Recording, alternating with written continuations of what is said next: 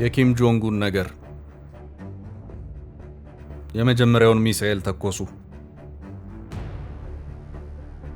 ሰውየው ደብሯቸዋል የሚሉ የቪዲዮና የምስል ሚሞች በዓለሙ ገበያ ላይ እንደ ጉድ ይታያሉ።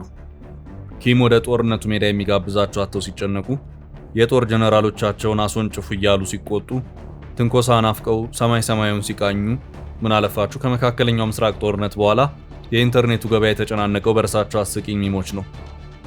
እርሳቸውም አላሳፈሯቸውም። ዝም ሲል አልወድም ብለው ወትሮም እንደሚያደርጉት ከባህር ጫፍ ላይ ቆሞ አዲስ 5000 ቶን ክብደት ተሸካሚ አጥፊ ክሩዝ ሚሳኤል የማስወንጨፍ ሙከራ አድርገዋል። እርሶ በትርፍ ጊዜው ፊልም የማየት፣ ሙዚቃ የማዳመጥ አሊያም ወክ የማድረግ ሆቢ ወይም ልማድ ሊኖሮት ይችላል። እርሳቸው ግን የሚዝናኑት እንዲህ አይደለም። አእምሯቸውም እንደ ማንኛውም ሰው ፈንክሽን አያደርግም። የኪም ሆቢ በቅርብ ርቀት ቆሞ የሚወነጨፍ ሚሳኤል ሲምዘገዘግ ማየት ነው።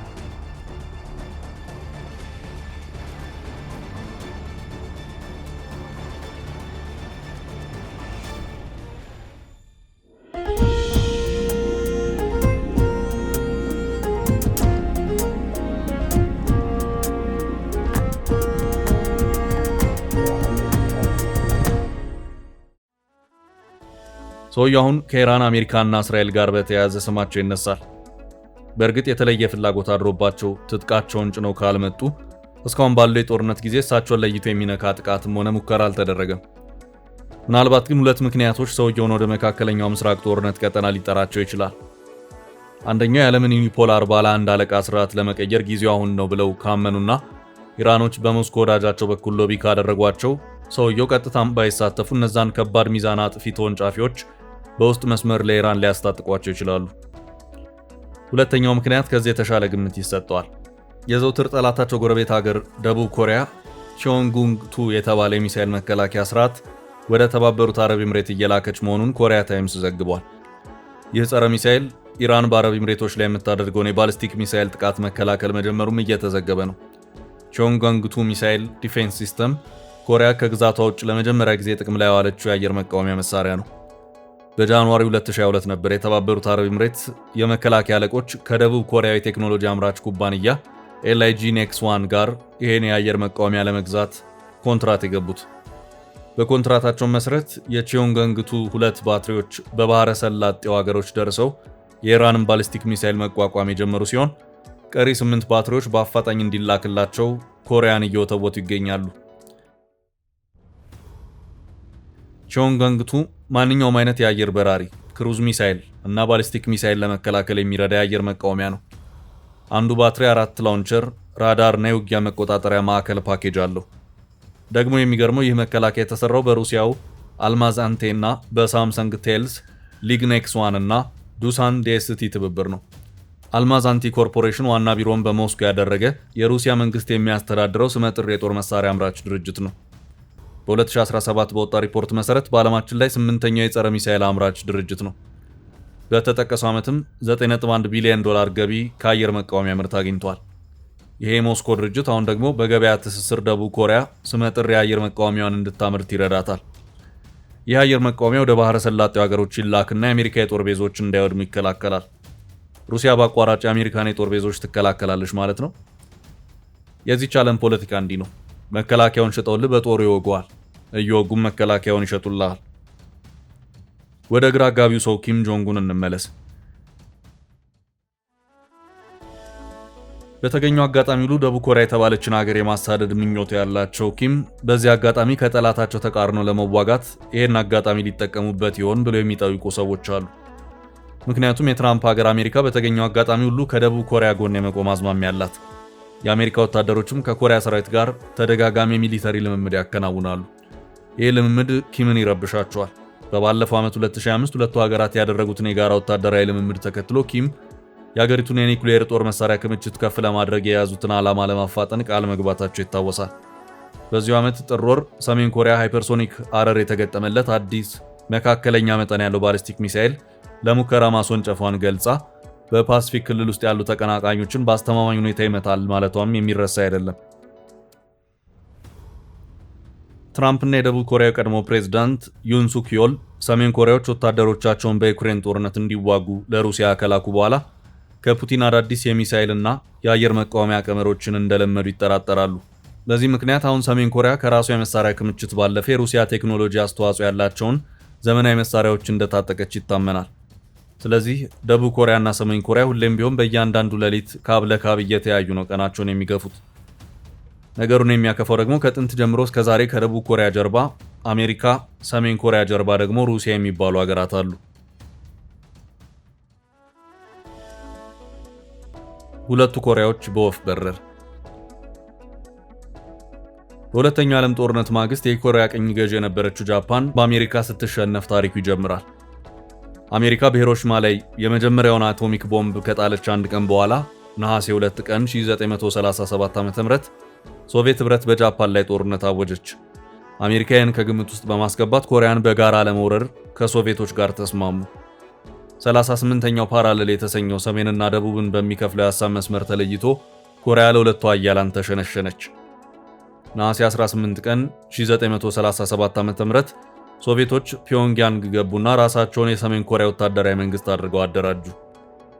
ከ38ኛው ፓራሌል በታች ደግሞ ደቡብ ኮሪያ በአሜሪካ ወታደራዊ ኃይሎች በመስከረም 1938 ዓ.ም ላይ ተወረረች። ይህም የሶቪየት ወታደራዊ ኃይሎች ሰሜኑን መውረር ከጀመረበት አንድ ወር በኋላ መሆኑ ነው። እናም አሜሪካኖችም ሲኦልን በመቆጣጠር የአሜሪካ ወታደራዊ መንግስትን በደቡብ ኮሪያ መሰረቱ። አሜሪካኖች በዚህ መንገድ ሶቪየቶችን ሙሉ ለሙሉ ኮሪያን እንዳይቆጣጠሩ አድርገዋል። ኮሪያ ወደ ሁለት የወረራ ዞኖች ተከፈለች እና ወደፊት ራስን የመቻል ውሳኔው በሁለቱ ኃያላን እጅ እንደወደቀ አድሪያን ቡዞ ዘ ሜኪንግ ኦፍ ሞደርን ኮሪያ መጽሐፍ ላይ ጽፎታል። ቴልስ ኦፍ ቱ ኮሪያንስ በተሰኘ ጆርናል ዶክተር ማርክ ቢኤም ሱህ እንደጻፉት በነሐሴ 1940 ዓ.ም ላይ በደቡብ ኮሚኒስት ያልሆነች የኮሪያ ሪፐብሊክ ተወለደች። የመጀመሪያ ፕሬዝዳንቷ ዶክተር ሲንግማን ሪህ ሆኑ። በመስከረም 1940 ዓ.ም ደግሞ ኮሚኒስት የሆነችው ሰሜን ኮሪያ ዴሞክራቲክ ፒፕልስ ሪፐብሊክ ኦፍ ኮሪያ በይፋ ታወጀች። ኪም ኢል ሱንግ የመጀመሪያው መሪ ሆኑ። ለጊዜው ሀገሪቱ ለሁለት ወታደራዊ ዞኖች ትከፈል እንጂ በሂደት በአንድ መንግስት ስር እንደሚዋሃዱ ነበር በኮሪያኑ ልብ ውስጥ ይመላለስ የነበረው ተስፋ። ሁለቱ የወረራ ዞኖች በኋላ እንደሚዋሃዱ ታስቦ ነበር። በዚህ ፋንታ ግን የቀዝቃዛው ጦርነት ክፍፍሉን አጠናከረው። የሰሜን ኮሪያ ኃይሎች ደቡብ ኮሪያን በወረሩበት ሰኔ 18 ቀን 1942 ዓ.ም ላይ የቀዝቃዛው ጦርነት ውጥረት በኮሪያ ላይ ጦርነት አፈነዳ። የሰሜን ኮሪያ ኃይሎች በሶቪየት ኅብረትና በቻይና በመታገዝ ወደ ደቡብ ኮሪያ ዘልቀው በመግባት ወረራ ፈጸሙ። ይህን ጉዳይ በዝምታ ያላዩት የተባበሩት መንግስታት ድርጅት የጸጥታው ምክር ቤት አስቸኳይ ስብሰባ በመጥራት ወራሪው ተኩስ እንዲያቆምና የያዘውን ስፍራ ለቆ ከሰኔ 18 በፊት ወደ ነበረበት ስፍራ እንዲመለስ ትዕዛዝ ተሰጠ። ይሁን እንጂ ይህን ትዕዛዝ በመጣስ ወራሪው ኃይል በአጭር ቀናት ውስጥ ወረራዎቹ የአንጅን የባህር ሰርጥ ደረሱ።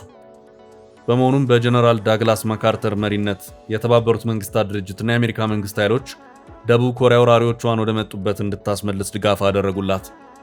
የኮሪያውያን ጦርነት የተኩስ አቁም እስከተፈረመበት 1946 ዓ.ም ድረስ ተራዝሞም ነበር። የ3 ሚሊዮን ኮሪያውያንን 900,000 ቻይናውያንንና የ54,000 አሜሪካውያንን ሕይወት ቀጥፏል። የኮሪያ ህዝብ በዋናነት የተከፋፈለች ሀገሩን እንደገና ለማዋሃድ ነበር ጦርነት አድርጎ ዋጋ የከፈለው። ግን አልሆነም። ጦርነቱ ኮሪያን ለሁለት ከፍሏት አለፈ። በሰሜን ኮሪያና በደቡብ ኮሪያ የሚፎካከሩት ሁለቱ አገዛዞች ከባድ የጦር መሳሪያ የታጠቁ መንግስታት ሆኑና ኮሪያ ዛሬ የተከፋፈለች ምድር ሆናለች። ነገር ግን ዛሬም ድረስ አንደኛው ኮሪያ አንደኛውን ኮሪያ አምኖ የሰላም እንቅልፍ አይተኛም። በተለይ የሰሜኑ ኮሪያ አምባገነን አለቆች አሳቻ ሰዓትና ጊዜ ጠብቀው ደቡቡን ኮሪያ አንድ ቀን ለመጠቅለል ሙከራ እንደሚያደርጉ ይጠበቃል። በዚህ ምክንያት አሜሪካ ከደቡብ ኮሪያ፣ ሩሲያ ደግሞ ከሰሜን ኮሪያ ጋር ሆነው አንገት ለአንገት ይተናነቃሉ። ይሄ የሁለት ሀገራት ታሪክ የዓለምን ስርዓት ለመቀየር ወደሚደረግ የሁለት ጎራዎች ግብ ይወስደናል። የቻይና፣ የሩሲያና የሰሜን ኮሪያ መሪዎች ቤጂንግ ባዘጋጀችው ወታደራዊ ትርኢት ላይ ለመጀመሪያ ጊዜ በጋራ ሆነው ለህዝብ የታዩት ባለፈው ዓመት ነበር።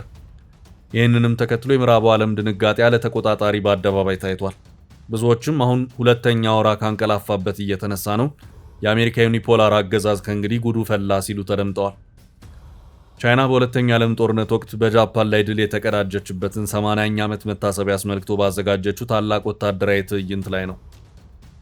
ፕሬዚዳንት ዢ የሰሜን ኮሪያውን ኪም እጅ ጨብጠው እንኳን ደህና መጣ ካሉ በኋላ ፑቲንን ሰላም ብለዋል። ከዚያም ሶስቱም መሪዎች በጋራ በመሆን ወደ ወታደራዊ ትርኢቱ አምርተዋል።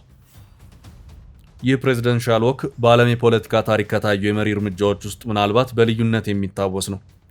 ሶስቱ ፕሬዝዳንቶች በጋራ እንዲህ ሲታይ የመጀመሪያው ሲሆን እነርሱም ቅጽበቱን በሚገባ ተጠቅመውበታል።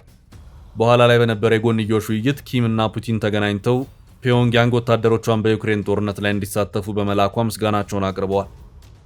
ፑቲን እና ኪም ከ24 ሀገራት ሌሎች መሪዎች ጋር ነበር በቤጂንግ የተዘጋጀውን ወታደራዊ ትርኢት የታደሙት። የቻይና የቀድሞ መሪዎችም በታያንሜን ተገኝተው ወታደራዊ ትርኢቱ ላይ የተገኙ ሲሆን የቀድሞ ፕሬዝዳንት ሁጂንታው ግን በስፍራው አልነበሩ። የደቡብ ኮሪያው ፕሬዝዳንት ሊ ጄሚዩንግ በድግሱ ላይ የተጋበዙ ቢሆንም ሳይገኙ ቀርተዋል። እንዲሁም የህንዱ ጠቅላይ ሚኒስትር ናሬንድራ ሞዲ እንዲሁ በበዓሉ ላይ የተጋበዙ ቢሆንም ለመገኘት አልደፈሩ። ወታደራዊ ትርኢቱ ላይ ከተገኙ የዓለም መሪዎች መካከል የኢራኑ ፕሬዝዳንት ማሱድ ፔዜሽኪያን አንዱ ነበሩ።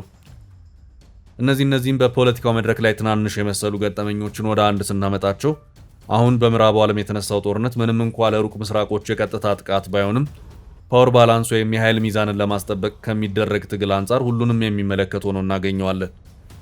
ስለዚህ ፒዮንግያንግም ሆኑ ሞስኮ ቴህራንን በውስጥ መስመር ቢያወሩ ልንገረም አይገባም። ምናልባት ልንገረም የሚገባው የውስጥ መስመር ወሬዎች አደባባይ ወጥተው በጦርነቱ ላይ ተጨማሪ ቀጥተኛ ተሳታፊዎችን ማየት ከቻልን ነው። ይሄ የመሆን እድሉ ጠባብ ቢሆንም በዚህች ዓለም የፖለቲካ መድረክ ሊሆን አይችልም የሚባል ነገር ከቶንም የለም። እስከዛው ግን የሚመሮች መጫወቻ የሆኑት ኪም ጆንጉን በቀጠናቸው ውስጥ ተወንጫፊ ሚሳይሎችን ለሙከራ ማምዘገዘጋቸውን ይቀጥላሉ። የቅርብ ጊዜው ክስተት በያዝነው ወር የተደረገ ሲሆን ኪም የክሩዝ ሚሳይል ሙከራ አድርገዋል። ሙከራዎቹ የሰሜን ኮሪያን የባህር ኃይል የኒኩሌር አቅም ለማጎልበት የሚደረገው ጥረት አካል ሲሆን ኪም ጆንጉን ስልጠናውን ሲፈትሹና ምርቶቹን ሲጎበኙ ታይተዋል። እንዲሁም በመስከረም ወር ከ900 እስከ 1000 ኪሎ ሜትር የሚምዘገዘጉ የባሊስቲክ እና ሃይፐርሶኒክ ሚሳይል ሙከራ አድርገዋል። ይህንንም ተከትሎ ጃፓን እና ደቡብ ኮሪያ የኪምን ሆቢ ወይም የሰሜን ኮሪያ ተግባር አውግዘዋል። ይህ በእንዲህ እንዳለ ዛሬ ማለዳውን ቢቢሲ እንዳወጣው ዘገባ ከሆነ ከዋነኛ የአሜሪካ የጦር መሳሪያ አምራቾች ጋር ስብሰባ ያደረጉት ፕሬዚዳንት ዶናልድ ትራምፕ የመከላከያ ኩባንያዎቹ ከፍተኛ ደረጃ የሆኑ የጦር መሳሪያዎችን ምርት በ4 እጥፍ ለማሳደግ መስማማታቸውን እንዳስታወቁ ቢቢሲ ዘግቧል። ትራምፕ ትሩዝ ሶሻል በተባለው የማህበራዊ ሚዲያ ገጻቸው ባሰፈሩት ጽሑፍ ለምሳሌ ኢራን ውስጥ የምንጠቀማቸውና በቅርቡ ቬንዙዌላ ውስጥ የተጠቀምናቸው መካከለኛና ከፍ ያለ መካከለኛ ደረጃ ያላቸው ተተኳሾች አቅርቦታችን ገደብ የለሽ ነው ብለዋል። ሳምንቱን ከደፈነው የኢራን ጦርነት ጋር በተያያዘ እየተነሱ ካሉ ጉዳዮች አንዱ ሁለቱም አካላት ጦርነቱን ለማስቀጠል የሚያስችል የመሳሪያ ክምችት አላቸው ወይ የሚለው ነው። የአሜሪካ መከላከያ ሚኒስትር ፒት ሄግሴት ሐሙስ ዕለት በሰጡት መግለጫ ይህንኑ ጉዳይ አንስተው ነበር። ሚኒስትሩ አሜሪካ ምንም የተተኳሽ እጥረት እንደሌለባትና የማጥቃት ዘመቻውን እስከፈለገች ድረስ ማስቀጠል እንደምትችል ተናግረዋል።